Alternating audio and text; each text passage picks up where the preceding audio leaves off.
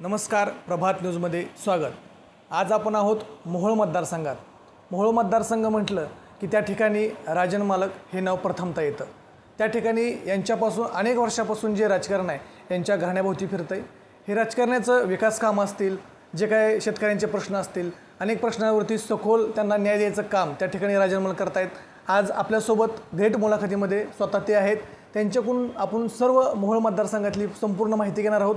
मालक आज नमस्कार। नमस्कार। सध्या आपण बघतोय चर्चा खूप मोहोळ मतदारसंघाची। सोलापूर जिल्ह्यामध्ये मोहोळ मतदारसंघ म्हटलं की त्या ठिकाणी अनेक वर्ष राजकारण तुमच्या भोवती फिरत होतं। यावर्षी अनेक जे काही विरोधक आहेत ते तयार होताना पाहायला मिळत आहेत। तुम्हीच त्यांना उमेदवारी दिल्या, निवडणुकात त्यांना विजयी केलं। आज कुठेतरी तुमच्या विरोधात ते काम करतायत, काय भूमिका असणार? विरोधक हा कधी संपत नसतो। विरोधक हा विरोध संपला दुसरा विरोधक येतच असतो आणि विरोधक असल्याशिवाय कामाला मजा पण येत नाही। दुसरी गोष्ट राहिली की आपण म्हणालात की आपण निवडून दिलं ते विरोध गेले। मी माझा धर्म पाळतो, कदाचित त्यांचा धर्म पाळत असतील, याच्यावर मला काय फार भाष्य करायचं नाही आहे। तुम्ही अनेक विकास कामांच्या जोरावरती लोकांनी त्यांना निवडून दिलं तुमच्याकडे बघून। यावर्षी ते विधानसभेच्या ऐन तुमची ज्यावेळेस ताकद राज्य पातळीवरती दाखवायची असते त्यावेळेस ही लोक कुठेतरी जाणीवपूर्वक विरोध करतायत। त्या संदर्भात यशवंततात्या माने असतील, त्यांना याचा फटका बसू शकतो का? हे या पंचवार्षिकमध्येच असं घडते असं नाही आहे। दर पंचवार्षिकला वेगवेगळे आव्हानं आमच्यापुढे येतात। दर पंचवार्षिकला काही लोक आमच्याजवळ आमच्या वतीनं सत्ता घेतलेले लोक पुन्हा विरोध गेलेत, परंतु या तालुक्यातला जो मतदार आहे हा सुज्ञ, जाणकार, सुशिक्षित असल्यामुळं या लोकांना सगळं माहिती आहे की या तालुक्यामध्ये प्रश्न कोण सोडू शकतं, कोण या तालुक्याच्यासाठी काम करू शकतं हे माहिती असल्यामुळं दरवर्षी असे विरोधक नवीन तयार होतात। पण मतदार आहे तिथंच आहे आणि त्यात या 5 वर्षात तरी खूप मोठं काम आमच्या आमदार यशवंत मानेंनी केलं असल्यामुळं या मताधिक्यामध्ये निश्चित आमची वाढ झालेली तुम्हाला पाहायला मिळेल। त्या ठिकाणी तुमचं सर्व काम जे असतं ते योग्य मार्गाने चालू असतं। काही विरोधक शासकीय तुम्ही जे काही कार्यालय असतात त्या संदर्भात सारखं विरोध करत असतात।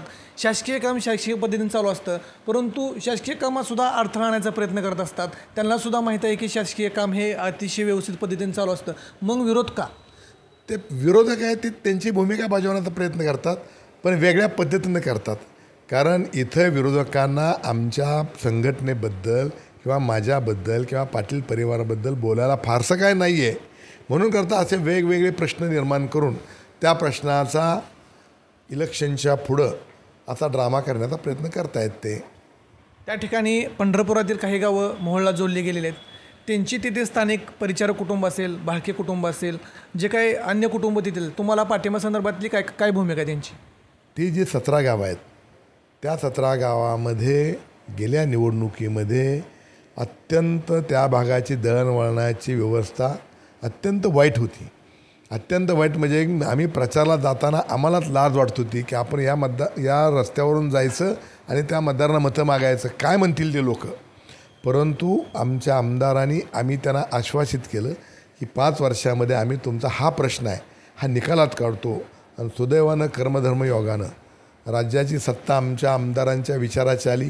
राज्याचे उपमुख्यमंत्री अजित पवारसाहेब हे अर्थमंत्री झाले आणि माझ्या माहितीप्रमाणे त्या भागातले बहुतांश म्हणजे जवळपास 90-95% रस्ते हे पूर्ण आता यावर्षी अगदी एकदम मस्तपैकी डांबरीकरणाचे झाले असल्यामुळं त्या भागातल्या लोकांची जी मेन समस्या होती ती सुटली असल्यामुळं गेल्या वेळेपेक्षा दुप्पट मताधिक्य त्या भागातून मिळेल अशी मला खात्री आहे। त्या ठिकाणी जे काही समाज माध्यमातून दाखवलं जातं आहे की तुम्ही जे काही आता यात्रा निघाली होती अजितदादांची, त्या यात्रेत अतिशय मनापासून यात्रा काढली आणि आता कुठेतरी चर्चा उठली की तुम्ही शरदचंद्रजी पवार गटात जाणार आणि तिकून यशवंततात्यांना तिकीट मिळवून देणार, काय आहे? मी पहिल्यापासून माझ्याबद्दल मग भाजपमध्ये जाणार, पवारसाहेबांवर जाणार, इथं राहणार अशा प्रकारच्या वल्गना होत आहेत। मी आपल्याला सांगितलं होतं आपल्या माध्यमातून की माझे जे प्रश्न सोडवणार आहे मी त्याच्या पाठीमागे जाणार। पवारसाहेबाबद्दल मला आज आदर आहे, काल होता, उद्याही आहे।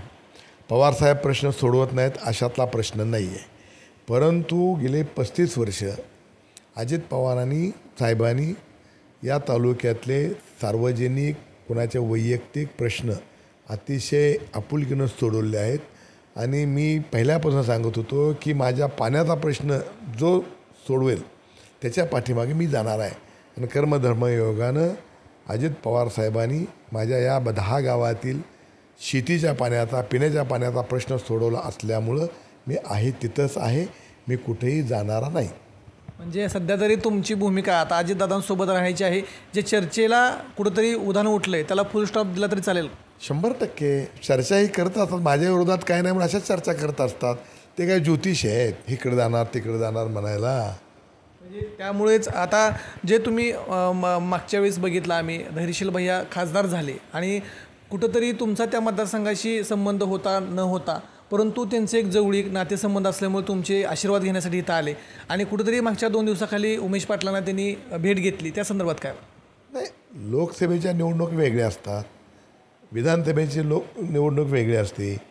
धैर्यशील मोहिते पाटील साहेबांच्या घराण्याचे आणि आमचे आजचे संबंध नाही आहेत. 3 पिढ्याचे संबंध आहेत आणि ते कौटुंबिक संबंध आहेत. त्यामुळं कौटुंबिक संबंध आणि राजकारण वेगळं. त्यामुळं त्या घराण्याबद्दल आमच्या वडिलांपासून आजपर्यंत आदर आहे, पुढेही राहणार आहेत. आणि त्या आदराच्या भावनेनं आमचं एक जिल्ह्यातलं एक मोठं स्थान नाही म्हणलं तर ते माझे मार्गदर्शक आहेत. विजयदादा हे माझे मार्गदर्शक आहेत आणि म्हणून करतात त्यांच्या घराला माझ्या हृदयामध्ये माझ्या कुटुंबाच्या हृदयामध्ये नेहमीच आदराचं स्थान राहणार आहे. नक्कीच. या ठिकाणी यंदाच्या जे काही विधानसभेची निवडणूक लागलेली आहे अनेक उमेदवार विरोधक म्हणून आहे. यापूर्वी अशी परिस्थिती होती का? कसं होतं पक्षावाईज उमेदवार आहेत, पुढचं एक चुरस प्रतिस्पर्धी असायचा. यावेळेस अनेक उमेदवार आहेत, त्या संदर्भात काय वाटतं? दरवर्षी अनेक उमेदवार असतात. माझं तर मत आहे की दुरंगीच फाईट लागली पाहिजे आहे. मी 3 वेळा आमदार झालो. ज्यावेळेला अनेक लोक उभा राहिले तेव्हा मी 17 ते 20 हजाराच्या मतात निवडून यायचो. आणि 2004ला जेव्हा सिंगल फाईट झाली त्यावेळेला मी 35,000 मतांनी निवडून आलो. पुन्हा तिथून 3 रिझर्वेशनचा मतदारसंघ झाला. त्यावेळेला ढोबळेला उभा केला आम्ही, तेव्हा सिंगल फाईट झाली.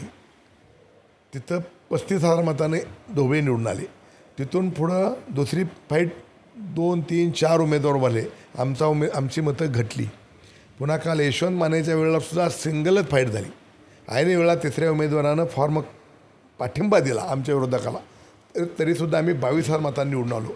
त्यामुळं माझी तरी अपेक्षा आहे की एकाच एक असावा, मस्तपैकी मजा येईल.